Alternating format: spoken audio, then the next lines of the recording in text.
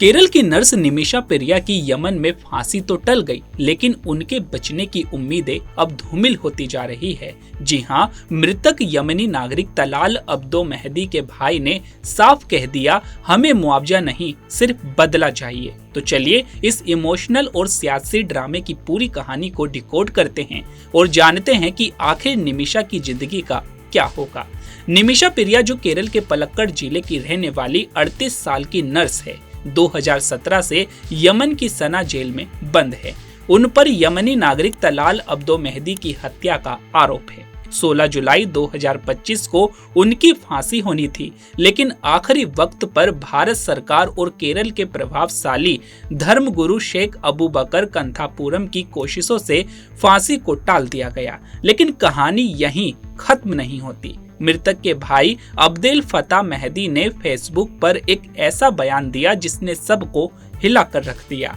Abdel फता ने क्या कहा कि हमें कोई मुआवजा नहीं चाहिए, हमारी मांग साफ है, किसास यानी बदला और कुछ नहीं। फांसी टल गई, ये हमारे लिए हैरानी की बात थी, लेकिन कोई दबाव हमें नहीं झुका सकता। दोस्तों, यमन में शरिया कानून के तहत पीड़ित परिवार अगर दिया यानी ब्लड मनी स्वीकार कर ले तो दोषी को माफ किया जा सकता है। निमिषा के परिवार और save Nimisha Priya international action council ने तलाल के परिवार को $10 लाख की पेशकश की थी, लेकिन अब्देल फता ने इसे ठुकरा दिया। अब थोड़ा पीछे चलते हैं। निमिषा 2008 में सिर्फ 19 साल की उम्र में बेहतर नौकरी की तलाश में यमन गई थी। वहां उन्होंने तलाल अब्दो मेहदी के साथ एक क्लिनिक शुरू किया, क्योंकि यमन में विदेशियों को स्थानीय पार्टनर की जरूरत होती है। लेकिन रिश्ते बिगड़ गए। निमिषा का दावा है कि तलाल ने उनका पासपोर्ट छीन लिया और उनके साथ दुर्व्यवहार किया। 2017 में निमिषा ने कथित तौर पर तलाल को बेहोशी की दवा दी, जिससे उनकी मौत हो गई।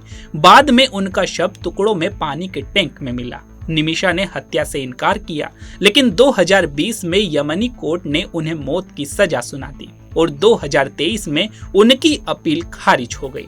दोस्तों, इस मामले में भारत सरकार और केरल के धर्मगुरु शेख अबू बकर कंथापुरम ने यमनी अधिकारियों और तलाल के परिवार से बातचीत की। सऊदी अरब में भारतीय दूतावास के जरिए बातचीत चल रही थी, क्योंकि यमन में भारत का कोई दूतावास नहीं है। सामाजिक कार्यकर्ता सैमुअल जेरोम, जो 7 साल से निमिषा को बचाने की कोशिश कर रहे हैं, ने कहा कि हमने $10 लाख और मेडिकल मदद की पेशकश की है, लेकिन तलाल का परिवार टस से मस नहीं हो रहा। लेकिन ये मामला इतना आसान नहीं है।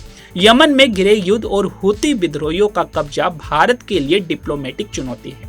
तलाल के भाई अब्देल फता ने भारतीय मीडिया पर भी निशाना साधा और कहा कि हमारी पीड़ा को नजरअंदाज करके निमिषा को पीड़ित दिखाया जा रहा है। उन्होंने निमिषा और तलाल के बीच शादी के दावे को भी खारिज किया। क्या ये सारी कोशिशें निमिषा को बचा पाएगी या उनका समय सचमुच खत्म हो रहा है? तो आपकी इस पर क्या राय है, हमें कमेंट बॉक्स में जरूर बताइएगा। तो अभी के लिए केवल इतना ही। ऐसे ही तमाम खबरों के लिए बने रहिए पंजाबकेसरी.com पर। नमस्कार।